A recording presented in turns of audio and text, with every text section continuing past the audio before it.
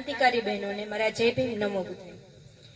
આજે 1 જાન્યુઆરી લોકો માટે તો તે કદાચ કેલેન્ડર બદલવાનો દિવસ હોઈ શકે, પણ આપણા માટે તો આ ઇતિહાસ બદલવાનો દિવસ છે।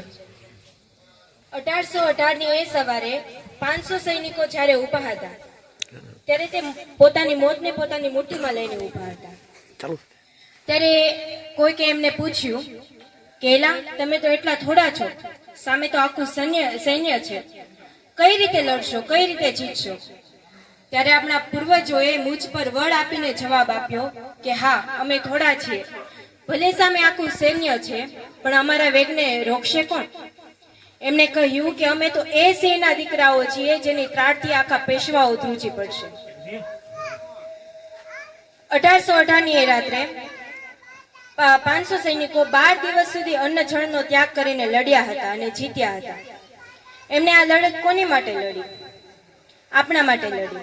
એમને ખબર હતી કે જો આજે મેદાનથી પાછા જશું, જો પીછે હટ કરશું, જો હારી જશું, તો આવનારી પેઢીઓના ગળામાંથી માટલાઓ કોઈ ઉતારી નહીં શકે। પણ શું આજે આપણે એ જીતને વધાવી શક્યા? શું આપણે શૂરવીરોનું માન રાખી શક્યા? નહીં।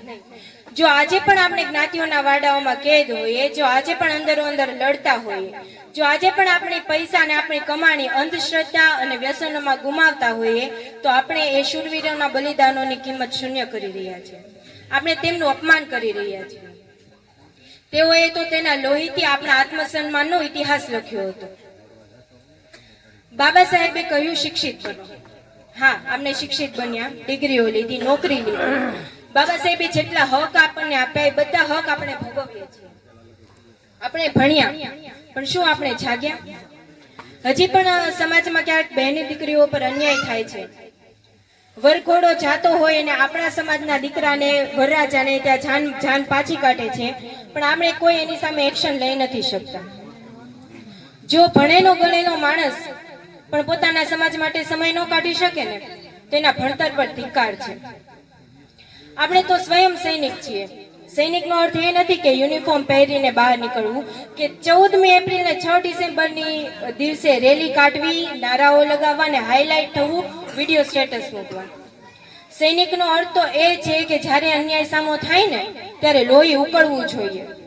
અને ખાલી લોહી ઉકળવાથી ફાયદો નથી કે હું તો આમ કરી નાખું, તેમ કરી નાખું, પણ તેની સામે સાચી એક્શન જો જે લઈ શકતો હોય ને, એને જ સાચો સૈનિક અને એ જ સાચો આંબેડકરવાદી છે। આ પ્રસંગે મારે બહેનોને ખાસ કહેવું છે કે રમાબાઈએ પોતાના 4 દીકરા ગુમાવ્યા ને, ત્યારે આજના દેશના કરોડો દીકરાઓ માથું ઊંચું કરીને જોઈ શકે છે। આપણે તો તે રમાબાઈએ કર્યું એનું 10% પણ નથી કરવાનું। તો આપણે દીકરીઓએ ભણવું જોઈએ। બહેનોને જે હક આપ્યા છે ખાલી રસોઈમાં પુરાવવા માટે કે ઘરકામ કરવા માટે નથી આપ્યા। દુનિયા જેની સામે ઝૂકે એ નારી શક્તિ અમે છીએ। દુનિયા જેની સામે ઝૂકે એ નારી શક્તિ અમે છીએ, અને બાબા સાહેબોના સંસ્કારની સાચી ઓળખ અમે છીએ। નારીઓએ જાગવું જોઈએ। હું આજે પહેલી વાર બોલું છું। મારા મમ્મી, મારા પપ્પા અને એસએસડી પરિવારે મને પ્રોત્સાહન આપ્યું છે, ત્યારે આ પહેલી વાર હું આ મંચ ઉપર બોલી શકું છું। તો એવી રીતે મારી જેવી દીકરીઓ અહીંયા ઉપસ્થિત છે એ બી આવી રીતે બોલતા શીખે એવો પ્રયત્ન કરવો જોઈએ। આજે નવું વર્ષ પણ છે। લોકો ન્યુ યર રિઝોલ્યુશન લેતા હોય, મતલબ કે સંકલ્પ। આજે શૌર્ય દિવસ પણ છે, તો આપણે એક સંકલ્પ લેવો જોઈએ કે આપણે વ્યસન મુક્ત કરશું, સમાજને વ્યસન મુક્ત કરશું। આપણે દીકરીઓને એવી ભણાવશું। જે કે દાદાએ આપણે તળાજામાં શિબિર લીધી 14 એપ્રિલે, ત્યારે બહુ સરસ વાક્ય કીધું હતું જે મને હજી યાદ છે। આપણે એવો સમાજનું નિર્માણ કરવાનું છે, એવી દીકરી બનાવવાની છે કે ગાડીમાં જય ભીમ લખેલું હોય ને, અને એ ગાડી જ્યારે નીકળે ને તો 10 લોકો ઉભા હોય ને માથું નીચે નમાવી જવા જોઈએ કે જય ભીમ લખેલું છે, આમના ચાળા કરાય નહીં। આપણે એવો સમાજ ને એવી દીકરીઓ બનાવવાની છે।